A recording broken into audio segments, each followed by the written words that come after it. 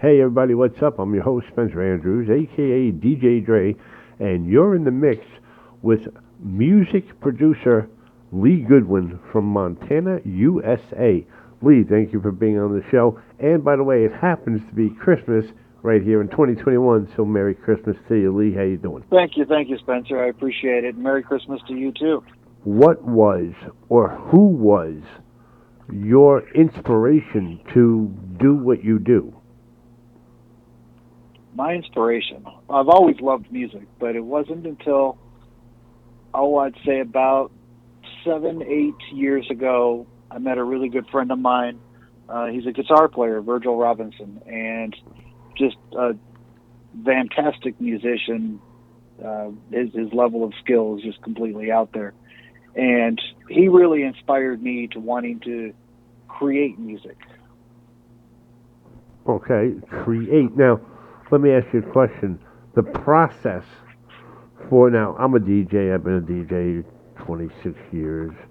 And I mean, I can relate to what you're doing because I have done some uh, production of music, and I have to tell you, I hate it. It's a pain in the ass. How how how do you find how do you find that creative motivation, that creative thought that gets you to where you are? How does that happen for you? It honestly could be anything that'll strike something in my imagination, whether it's a song that I'm listening to, something I hear, or a pattern that I hear or see somewhere, and it'll just formulate in my mind. And it's like, okay, that's that'll make the song for me, or I'll just come up with the lyrics. Right. No, You well, know, when you say come up, I mean, you say come up, but, that's like, I mean, I got to give artists, because you're also an artist, I have to give artists and I've listened to a lot of famous artists say how Mhm. they came up that, they were sleeping and they woke up and, there was a napkin on the night table and boom, that created the number one song. So yeah, I can relate to the fact that, there's that little thought in your head that makes you want to come up with something. Yep. But No, that's exactly it. it's not easy though. It's not easy. I mean, Oh no, it is not easy, and there's times that I'll go weeks without having a creative idea, and then all of a sudden I'll be sitting there on the couch, and some melody will catch my attention, and all of a sudden lyrics will start, coming out from that, and and then usually I'll just build my songs around the lyrics. now So depending on the mood. right now here goes the rough question, Lee. And I All right. and I have to say it in a way, not like I'm judging you, but I have to say it in a way that people might ask, "Who the hell told you could sing?" Now, I've listened to. First of all, I'm not the person you ever want to ask for criticism because I used to scout bands. I used to have to scout bands, and I am a critical, nitpicking person when it comes to music. Um, so I am the last person you want to say, "Hey, Spencer, can you check out my song and tell me what you think?" Just so you know for the future. You never want to do that. But, I mean, Good to know. but seriously, but seriously, where did you get the idea that you could sing? Well, I'll tell you now, I can't sing. Oh, all right. I don't personally think I can sing that great. Oh, beautiful. However, I do enjoy it, and I do love to come up with music and seeing how the ideas develop as you're writing the song. From the lyrics to the beats, your guitar riffs, your drum fills, and all of that builds around it. And but singing, yeah, that's not my strong suit, but I can do it. And So what? I learned how to sing a long time ago back when I was a DJ in El Paso. And unfortunately, it was for karaoke shows. And, when I first got the gig, my boss told me, she goes, all right, so, you can DJ, you're good. She goes, but you got to sing at least 2 songs a night. And I was like, wait, what? I need alcohol for this. Yeah, I need alcohol and some meth. Thank you. Because, before that, I was very, very shy. For me to get up in front of somebody and perform was a concept that just was not in my mind. And then I became a DJ and then a karaoke DJ. And I was like, okay, well, this isn't so hard. I can do it. Yeah, but see, here's the problem. Karaoke is the quintessential putting a loaded gun in someone's hand. Oh, I don't disagree. But however, I had a good boss who taught me a lot how to sing and actually forced me to practice quite a bit. But so that kind of gave the foundation to me wanting to write my own music and thinking, okay, I can sing halfway decent or at least enough to get my point across. And, if I can ever find another artist that wants to, re-record one of my songs, then cool. Oh, okay, that makes a lot of sense right there with what you're saying. Yeah. And I respect what you're saying with the singing part, because like I said, I have dealt with a lot of people, and I have always heard, well, I can sing. No, you can't. You suck. You're horrible.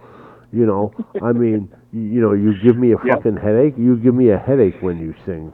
And I mean, like, not you, but I mean, these are things that I have said to people, and it's like, oh, what do you think of my singing? No, you don't want to ask me, because I'm the one person that I know that will always give you the truth. And I think that that's the problem today, is that people don't tell you, you don't go to your mother and go, can I sing? Because most likely she'll say yes. Don't go to your wife. Go to some big bad biker guy and can I sing? And if he doesn't knock your lights out, then you're good. Right. Well, I use friends of mine who are also musicians and have been playing for many, many years. And I know I can ask them, and they're going to give me true feedback. Right. And not just, placating me to keep doing what I'm doing. So when you realize you call them and they don't answer anymore, you've realized that you've gotten the answer. Yeah, right. It's like, yep, no, let's not do that again. I want to start composing music. I want to start producing music. I'm going to have to now start buying XXX. What was it that you actually had before that transition started? So I had nothing, no musical equipment other than, your home stereo and CDs. And I started going to some local shows that my friend Virgil was playing, and watching him play and the emotions that he would put into the guitar and what would come out, that you could feel it. He was my inspiration for wanting to learn and wanting to create. Right. So I went out and bought a guitar and a cheap amp, and I started taking lessons and learned from there. And I learned enough that I can now create my own melodies and stuff like that on guitar to get my songs across. Right. But it started out with nothing, just a cheap guitar and a cheap amp, and I learned, and the more I learned, the more I wanted to learn more, and it just kind of grew. And before I know it, I've got, basically a small studio in my apartment, and that I work out of. How does that work out for you, being in an apartment? How does sound work for you in your apartment? Or are you just a headphone living person? Nope. I like to hear my music through my monitors, and much to my neighbor's dismay, I'm sure, They get to hear me once in a while too, especially, like most creative people, you're more creative at night, or in the evenings. Yeah. And I was working on one of my tracks one day, and I had my headphones on, and I'm recording vocals. And well, you can't record vocals when you've got your studio monitors blaring out. Yeah. So, and I don't have a sound booth, so I've got to work around that. So I was taking a break, and all of a sudden, I hear thump, thump, thump on the floor below me. And then I looked over the clock and realized, well, it was 11 o'clock at night. I shouldn't be up here belting out verses trying to get the song written. Yeah, it hurts. I live in an apartment. The walls are highly thick. You can't hear a damn thing. Yeah, you can't hear anything. Nice. I was going to put a little bit of soundproofing on the walls. No, I have no soundproofing in mine other than your basic treatment on the walls and stuff like that. I'll have to shoot you some images. When it comes down to the equipment, how do you figure that out on your own? Because a lot of people that are just starting out in the business, or starting out, how do you figure it out? Whereas people will go into chat groups. How are you doing it? I buy my music equipment based on, and then a whole lot of research. I mean, I'm 52 years old, not an old guy. In my early teens, we didn't have internet. I mean, internet, and people don't realize that the internet is still fairly new. It is, and I've been blessed in a lot of ways that I've made contacts with a lot of different people, and one group that I'm a member of on Facebook is it's a group called Produce Like a Pro, and it's done by Warren Hewart. He takes it from the basic concepts of you have a home studio. What do you need to create music? And he demos a lot of stuff and stuff like that, and talks a lot about production, and a lot of the information has been very invaluable. And also he's a mixing engineer. He's multi-platinum. He knows what he's talking about. Right. But I get a lot of my information from there. It's one source. It's a dependable source who actually does this for a living, and not some goofball sitting in his bedroom just reading reviews on something. And he's taking the time out to chime in on some of the questions and put together, a wealth of information. Oh, yeah. Where do you buy your equipment from? You can't run down the street to mom and pop's stereo emporium. Yeah, no. There is a local music store here, but they only really cover just the basics. Right. But as far as music production, your interfaces, preamps, mixing boards, they have none of that. So I ordered a lot of it either from Sweetwater Musicians Friends or Vintage King. Usually is where I'll go to get what I want. So you can't go down to a mom and pop store and just get what you want. That's a little bit of the problem. Yeah. Where are you buying it from, though? Online? Where I'll go mostly to get my equipment is Musicians Friends, Vintage King, and Sweetwater. I actually like how you did your desk. It looks like you have an interface that it looks as if the desk was made for that interface. Not really. My desk was actually a big butcher block countertop that I bought at Home Depot. The legs that it goes on actually raises up and down so I can adjust the height. But that was originally a workbench leg because I knew I was going to be putting a lot of heavy equipment on this desk. So I needed something that could hold it. My mixing board is the PreSonus Studio Live 32 channel. So that weighs a good 50 pounds in itself. Did you think you needed the 32 channel? Because that's a lot. No, but I wanted something that I could grow into. I bought cheap interfaces and stuff like that in the past that were just 1 or 2 channel, and they had one out, and it really limited me, and I found that this is not what I wanted.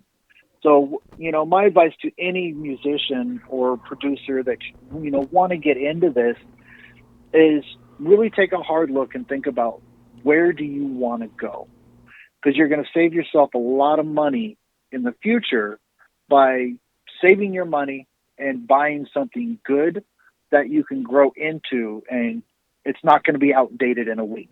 For some of you, these may be Hmm. tools that you're making money with.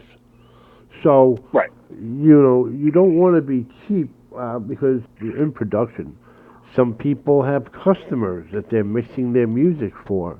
You don't want to be cheap in what you do because also people are stupid. People have an people have an image in their head of what they want, and there's Hmm. a difference between what they want and what you can give. For those of you that are actually having people come over and you're dealing with customers, God bless you, because if you can't deliver it, I can't give it. In live sound, I say this: I'll give you what you give me. So if you're going to give me distortion, that's what I'm going to give you. I can't fix stupid. I can't fix bad sound. If you're giving me bad sound, I can't make it any better than it already is. Right. And the music industry has changed so much in the last, just say, 50 years. Things that, what I have in my studio now is something that just didn't exist back then, nor the capabilities. I mean, my interface that I run it's one of the Antelope Audio Discrete 8, and I absolutely love it. Right. It's clean, so when I record guitars into it or vocals, anything like that, then I know I'm going to get a good, high quality, clean signal. And then you can tweak it from there in the box, in whatever DAW that you're using, you can tweak it from there to change the sound, but you've got to start with good bass equipment Right. to get Right. in. Right. Exactly. And I'm always looking for something, what's my next step? I mean, it's tough when you work a regular 9 to 5 job, as most of us do. I don't work a 9 to 5 job, but I do it because I love it. It's what I do. It's where I get Hmm. my kicks. It's my drugs. I'm not gonna lie. It's my high. For those of you that don't know, I'm a first responder, so that is where I get my high from. There is, yep, there is. When I did 10 years in the Army, and I've been everywhere, and one of my jobs is like an additional duty was a combat medic. So we were basically like EMT. Right. Combat medic is, I mean, it works, but it's so rough because, Oh, it is. and I mean, I appreciate it for what it is because they have taken something that in the field you're being shot at. You don't have an ambulance that just pulls up. You don't have a doctor that you can get immediately. So the treatment is just so fucking rough, man. But it works. Oh, it is. I've given I don't know how many IVs in the back of a Humvee flying down the road, or in a Black Hawk helicopter. Yeah. Trying to give an IV to somebody as you're bouncing around in turbulence. I It's mean, not easy. that's But our job is to keep you alive until you get to the hospital. I mean, that just has to be, a high of all high. People have Oh asked us, yeah. how do we, work that high out? And it's like, we just run it till it goes. That's it. And I tie a lot of my past into my music now. Stuff that I create is, everything that's always happened to us in our past influences our future. And I do pull some of that from, into my music. What's the goal? Hmm. What is the final outcome for you? Are you doing this for yourself? Are you hoping to be discovered? Are you hoping that some well known musician picks up your music? What's your final goal?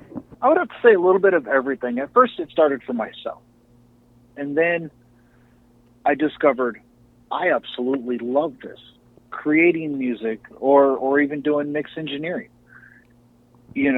Taking rough tracks and being able to massage them into coming out to a final polished product. I just absolutely love that. That's my high. When I get done Yeah. with the song and it's ready, I can look back and think, wow, I took this from rough, raw, uncut to something spectacular.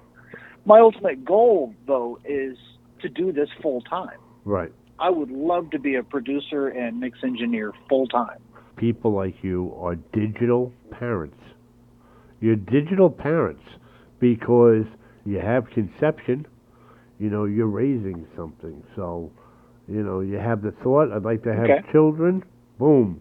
You have the idea for a song, and it just moves along.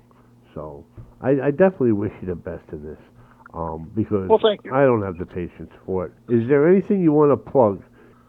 Well, I'm currently in the process of writing my own album, which is a blues rock based, and I'm hoping to have that coming out this next year.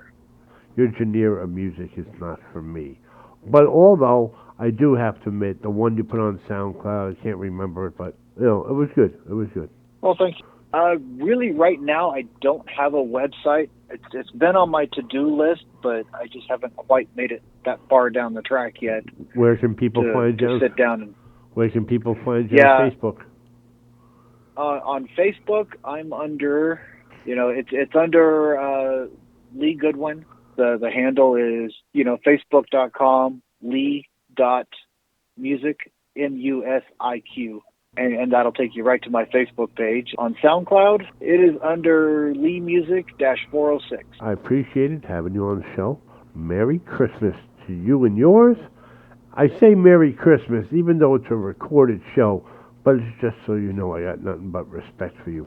Once again, we're talking to Lee Goodwin, music producer from Montana, USA. Lee, thank you very much for being on the show, especially on Christmas Day. I appreciate it. Not a problem, Spencer. It's been my pleasure, and I appreciate you having me on here. Thank you very And much. I hope you guys all have a great Christmas, and everybody out there has a wonderful holiday. Right. I mean, the key word being had, because we're recorded, but it doesn't matter. All right. Thank you very much, Lee. We appreciate having you on the show. And once again, this is Spencer Andrews, A.K.A. DJ Dre, and you're in the mix.